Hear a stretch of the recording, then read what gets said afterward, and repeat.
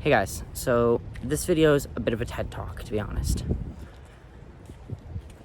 It's been going through my mind recently, and I'm sure it goes through the minds of almost everyone. Also, it's not this bright in the sky, like if you focus on the sky, there we go.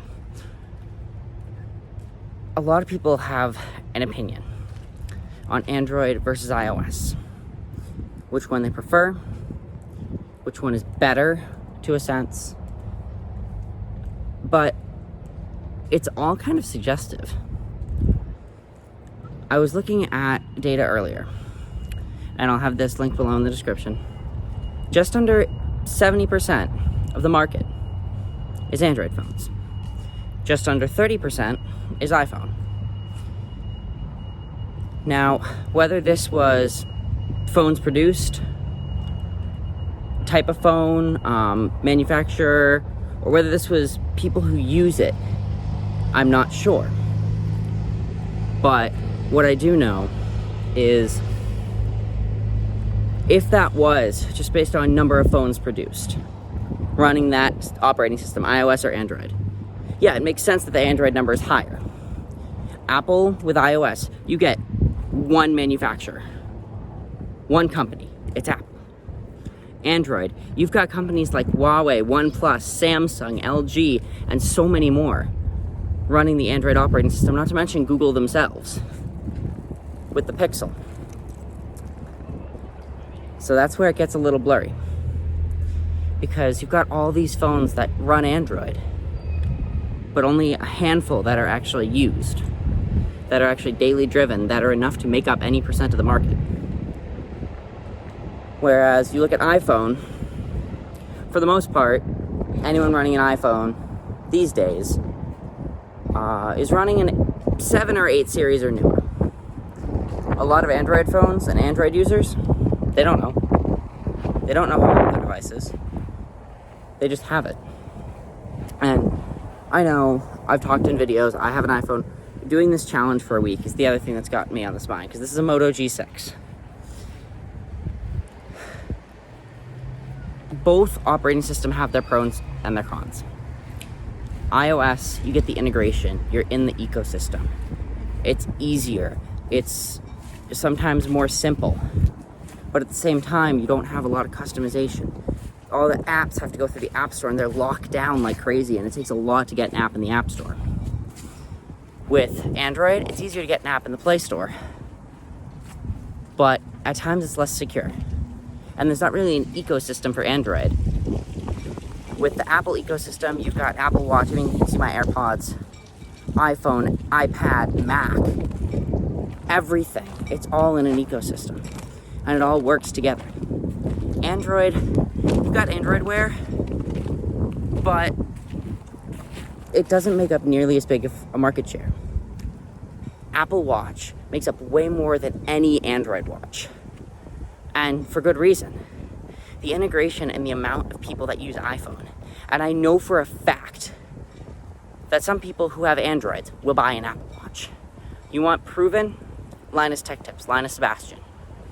He daily drives Android, but he uses an Apple Watch Series 5. It's not necessarily just for the integration. It's the software. But which one do I think is better?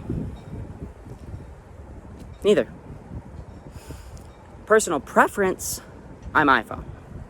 But that poses the idea to me that maybe it's not based on, features or flashiness or whatever. It's based on what we grew up around.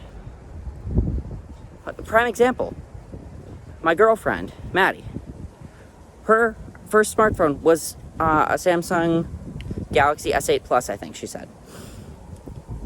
Look at her family. Her mom and dad are both Android users.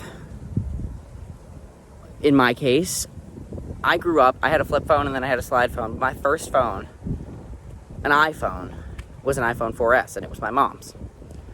And I've always thought iPhone was way superior. It's not until I started using the Android that my opinion has changed a bit. And I know this probably isn't the best device to use, the Moto G6. I know that I'd have a much better Android experience using one of the newer Samsungs, like an S9 or an S10 or a Note. But, I didn't have the budget. Which brings to another point. Yeah, you pay for iPhone. You pay a lot less for Android, unless you're buying a top-of-the-model flagship. There's no fight to that. You are definitely paying for the brand, considering data that I found showed you can make an iPhone 11 Pro for $450. Maybe even less. But they sell it for $1,000. Yes, some of that could be software. Okay, $100 for software. $600. And they charge that. They charge $1,000. Every device made has a purpose, has a designated follower base who will either say yes or nay until the cows come home. Having that user base is what's important. iPhone and iOS and macOS users in general are deemed to be a little higher up than Windows or Android users. Yes, Android is more popular in the business market. That's because you can run any variety of software you need to without having to go through Android or without having to go through Google. You can just install it. It's not the same with iOS, but you don't necessarily need that. For some people like me, there's just a feeling you get when you're using a specific device. For me, with iOS, I feel out of place when I'm not using an iPhone. Sure, that's partially because I'm accustomed to the creature comforts that iOS gives you, but that's not my reason for staying. I mean, camera quality on cheaper Androids, yeah, the cameras absolutely suck. But on more expensive ones, yeah, the Galaxy Edge, or the new Galaxies, and the iPhone 11 Pro and the 12 Pro and all those, the camera systems are very competitive with each other. But this brings back to the point. I don't think it's features that make people sway to Android or iOS. I think it's how they grew up. Some people would say, oh, well, that's not fair because people of lower income, they can't afford iPhone, so they get Android. Yeah, that could be true. And you also have people saying, oh, well, I didn't want to buy a brand new device because it was way too expensive. That's also taken into consideration. But in general, for the most part, iPhone users and Android users, at the end of the day, it's just preference, and it's just a phone. It doesn't define who you are. I mean, there's definitely other parts of the market that each operating system does better. For example, iPad is way above any Android tablet. AirPods, I have not compared them to the Galaxy Buds. I don't own Galaxy Buds. But I've heard good things and bad things. And I've heard the same about AirPods. And Apple Watch is definitely better than Android Watch. And no, there's no real Android computer competitor except for Chromebooks, which anyone who's watched this channel should already know my stance on them. I think they're garbage. But it's kind of the same fight between macOS and Windows. They each have their base. They each have their pros and their cons. Macs are typically better optimized. They do better with lower specs. And Windows computers, higher specs, lower price tag, but you don't get the integration. If you have an iPhone on a Windows computer, which I have for so long, you just learn to go with what works. I don't have an issue with my MacBook, with anything connected. But again, it's preference. There's no true competition in terms of software. Both softwares can do basically the same thing now. And Apple, with giving us a whole bunch of new customizations and dark mode, has made so many members of the Android market who switched just for those features switch back. So where does that leave the average user? That leaves the average user as someone who basically just has a choice. Because the flagship Androids and the flagship iPhones now cost about the same. And they're only going to get higher, and the phones are only going to get better with time. iPhone definitely has its place with younger people and with a little bit older people. My grandmother, iPhone, mainly just due to its simplicity. And younger kids are more in line to choose an iPhone. But it's that young adult into adult stage that it gets blurry. Because you've got people on both sides that will actively stay with their operating system. Then you have the people that switch, depending on what it is. And I'm ignoring YouTubers. I'm ignoring, people who do it just because there's a new device and they have to test it.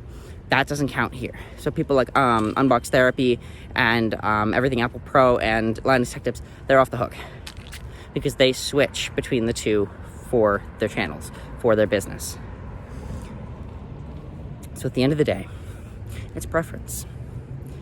Neither one is truly better. They both have their pros, they both have their cons. But it's more the hardware that it's on than the software. Because it's unfair to judge a $1,000 iPhone compared to a cheap Android phone. And vice versa. And saying cheap iPhone is suggestive. And yeah, iOS is supported for way longer than Android is. Like this got Android 8 and 9. I think they're on either 10 or 11 now. But you've got phones even older than this. The iPhone 6S, for damn sake, is still supported. It's 5 years old. And it's looking very promising to get iOS 15. That's 6 years. 9 years. No. 6 years of support. No Android phone's done that. But let's talk for another video. So, I guess thank you for watching my TED Talk, I guess. Click up here to subscribe. Up here to watch one of my last videos. And until next time, guys, peace. Thank you guys for watching. Let me know down in the description if you want more videos like this. I know maybe the quality is a little shaky and maybe the wind noise in the background because I was walking around outside. But yeah, thanks for watching. Peace.